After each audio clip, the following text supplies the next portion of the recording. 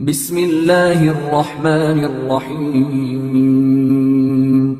سبحان الحنان المنان، سبحان الملك الديان، المعروف بالإحسان والموصوف بالغفران. مرحبا مرحبا يا شهر رمضان، مرحبا مرحبا يا شهر التراويح والتسابيح وختم القرآن. هذا شهر أوله رحمة وأوسطه مغفرة وآخره عتق من النيران.